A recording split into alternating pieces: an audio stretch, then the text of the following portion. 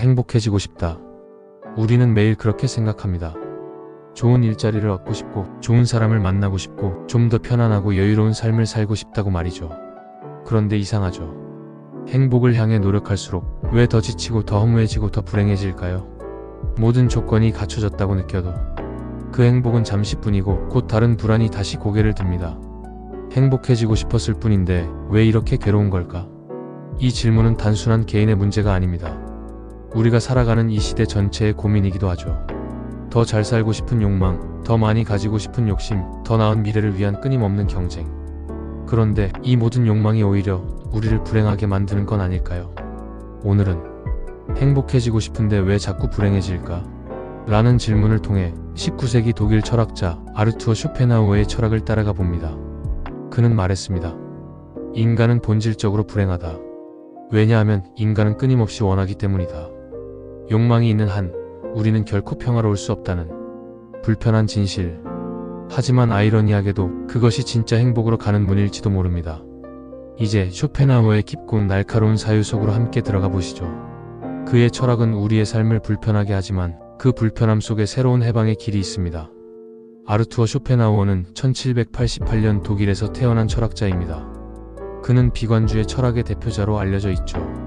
하지만 그의 비관은 단순한 절망이 아닙니다. 오히려 진실을 직시함으로써 진짜 자유와 평화를 추구했던 철학이었습니다. 그의 대표작 의지와 표상으로서의 세계는 인간 존재를 근본적으로 이해하려는 시도였습니다.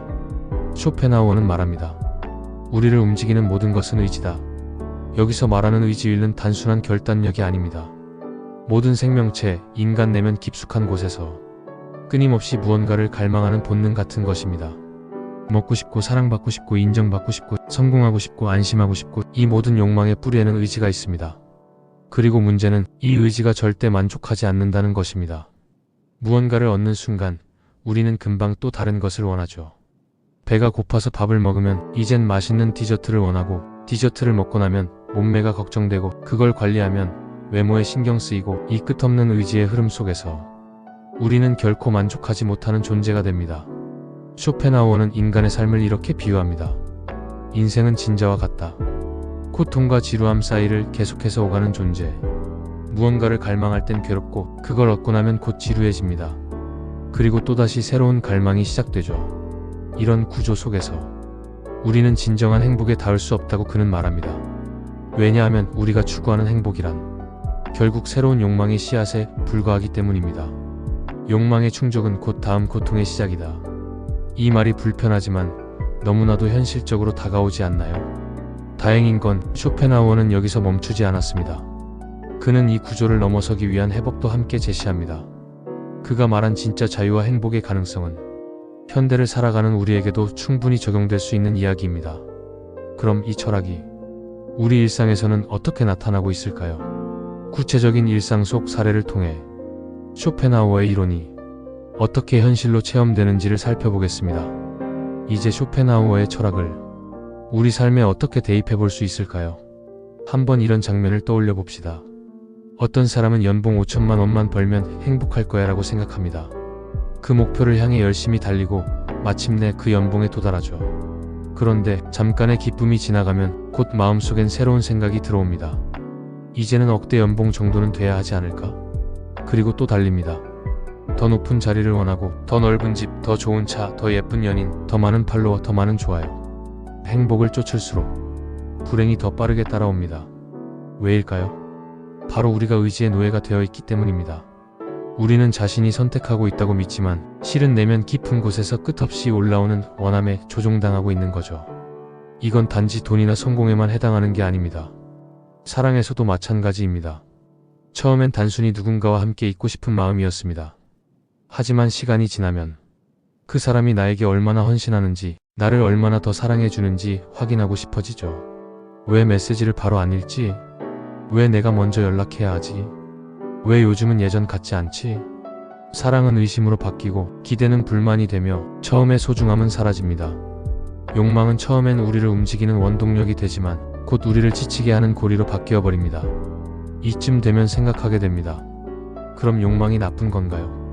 욕망 없이 사는 게 가능한가요? 쇼펜하우어는 욕망을 억지로 없애야 한다고 말하지 않습니다. 그는 단지 우리가 그 욕망의 정체를 알아차려야 한다고 말합니다. 그리고 그 순간 우리는 욕망으로부터 한 걸음 떨어진 시선을 갖게 되는 거죠. 그 시선을 어떻게 실천할 수 있을지 구체적인 방법과 태도를 살펴보겠습니다. 자, 그럼 우리는 이 끊임없는 원함에서 어떻게 벗어날 수 있을까요? 쇼펜하우어는 두 가지 길을 제시합니다.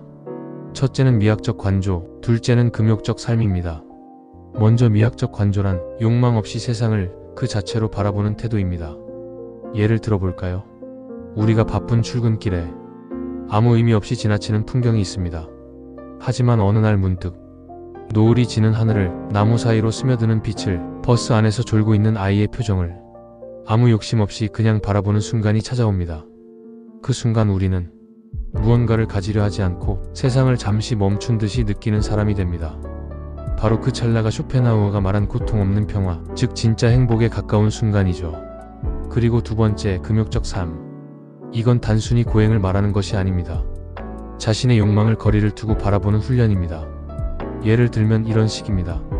SNS에서 비교되는 삶을 볼 때 잠시 앱을 닫아보는 것, 충동적으로 사고 싶은 물건이 생겼을 때 하루만 기다려보는 것, 누군가에게 사랑받고 싶은 마음이 강해질 때 먼저 자신에게 집중해보는 것. 쇼펜하우어는 이런 삶을 의지의 부정이라 불렀습니다. 욕망의 고리에 끌려가지 않고 그 너머에서 삶을 통찰하는 태도죠. 그리고 여기서 중요한 것은 이 태도가 우리를 무기력하거나 무감정한 사람으로 만들지 않는다는 점입니다. 오히려 반대입니다. 우리가 세상과 조금 더 평화롭게 연결될 수 있도록 돕는 것이죠. 욕망을 버릴 수는 없지만 그 욕망을 알아차릴 수는 있습니다. 그 알아차림이야말로 우리가 진정으로 자유로워지는 첫걸음이 됩니다. 그럼 마지막으로 이 모든 이야기를 통해 우리가 어떤 삶을 살아갈 수 있을지를 함께 정리해 보겠습니다. 행복해지고 싶다는 마음은 어쩌면 인간에게 가장 본능적인 욕망일지도 모릅니다. 하지만 그 욕망이 우리를 끊임없는 결핍으로 이끌고 있다면 우리는 반드시 멈춰서서 물어야 합니다. 나는 지금 무엇을 진짜 원하고 있는가? 쇼펜하우어는 우리에게 불편한 진실을 직시하라고 말합니다. 인생은 고통이다. 그 말은 희망을 꺾으려는 말이 아니라 진짜 자유로 가는 정직한 출발점입니다.